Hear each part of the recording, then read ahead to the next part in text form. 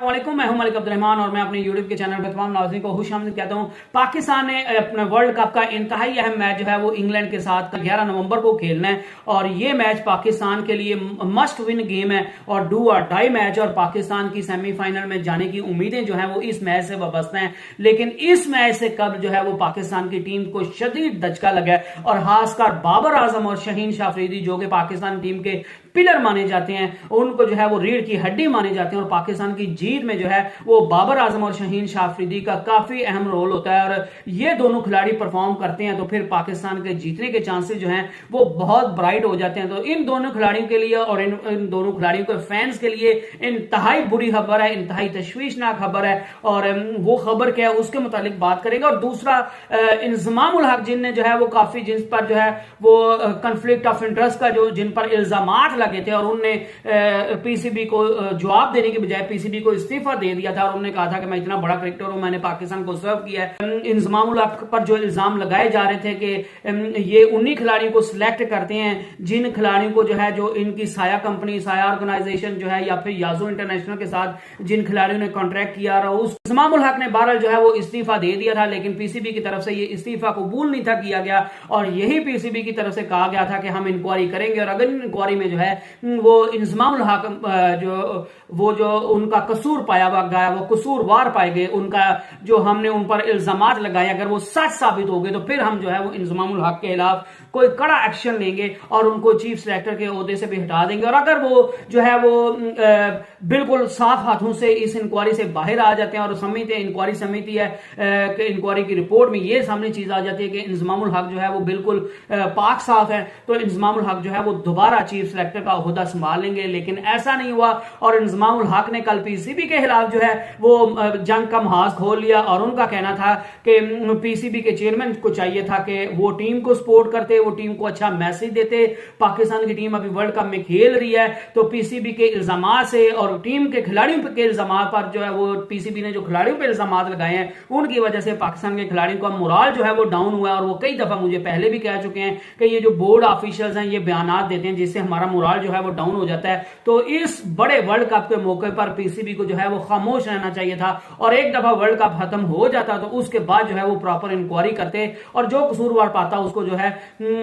सजा दी जाती। लेकिन अभी पीसीबी ने जो है वो सही काम नहीं किया और इंजमामुल हक ने यह कहा कि पीसीबी के जो ज़का अशरफ आते हैं वो 2-4 माह के लिए आते हैं, पहले 4 माह के लिए आए थे, अब 3 माह की उनको एक्सटेंशन मिल गई है। तो ये अपनी एक्सटेंशन के चक्कर में जो है वो सारा मलबा टीम पर डाल देते हैं और सारा मलबा जो है वो मेरे ऊपर डाल देते हैं ताकि इनको फारिग कर दिया जाए और हम जो है वो बोर्ड में बाकी रहें। तो ये चीज सुनने की देर थी। ये टीम जो है वो हामिद मीर के साथ प्रोग्राम में उन्होंने बात की कि जो ज़का अशरफ है उनने जो है वो अपनी एक्सटेंशन लेने के लिए, अपने टेन्योर को बढ़ाने के लिए सारा मलबा बाबर आजम और मेरे ऊपर जो है वो डाल दिया है। तो इस वजह से जो है वो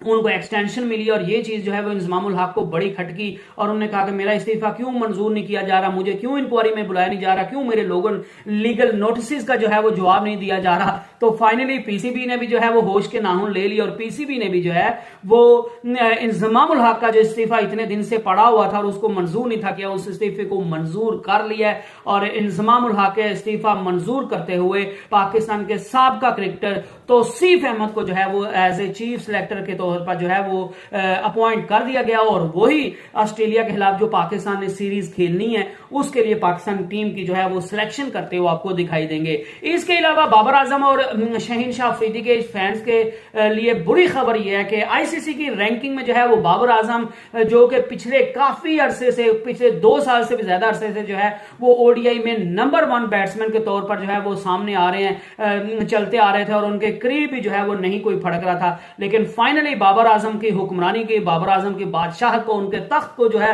वो शुभमान गिल ने उलट दिया है और शुभमान गिल जो है वो 830 पॉइंट्स के साथ ओडीआई की बैटिंग की रैंकिंग में जो है वो नंबर 1 बैटर बन गए हैं और शुभमान गिल के जो पॉइंट्स हैं वो 830 हैं और बाबर आजम को शुभमान गिल ने पहले नंबर से धकेल का जो है वो दूसरे नंबर पर कर दिया और बाबर आजम आप ओडीआई बैटिंग रैंकिंग में जो है वो 824 पॉइंट्स के साथ दूसरे नंबर पर आ गए हैं। तीसरे नंबर पर जो है वो क्विंटन डिकॉक है, जिनने वर्ल्ड कप में शानदार परफॉर्मेंस दिखाई और उन 771 पॉइंट्स के साथ। चौथे नंबर पे विराट कोहली 770 पॉइंट्स के साथ, और पांचवें नंबर पे जो है वो डेविड वार्नर है, जो कि 743 पॉइंट्स के साथ पांचवें नंबर पे हैं। अगर बॉलर्स की बात की जा रही तो शहीन शाह अफरीदी जो है वो पिछली जो रैंकिंग जारी की गई थी ओडीआई की रैंकिंग, उसमें जो है वो शहीन शाह अफरीदी नंबर 1 बैट्समैन थे। लेकिन यहां पे भी इंडिया के एक बॉलर ने, मोहम्मद सिराज ने, शहीन शाह अफरीदी को जोरदार धक्का देकर शहीन शाह अफरीदी को 5वें नंबर पर पहुंचा दिया और खुद जो है वो पहले नंबर पर आ गए। और वो कोई इंडियन और नहीं, मोहम्मद सिराज जो पहले भी नंबर 1 बॉलर रह चुके हैं, उनने 709 पॉइंट्स के साथ पहले नंबर पर जो है वो अपनी हुक्मरानी, अपनी जो है वो बादशाहियत कायम कर दिया। और केशव महाराज जो कि इस वर्ल्ड कप में बड़ी अच्छी परफॉर्मेंस दिखा रहे हैं अपनी बैटिंग से, वो बॉलिंग से सॉरी, और 694 रन, 690 पॉइंट्स के 94 पॉइंट्स के साथ वो दूसरे नंबर पर हैं। और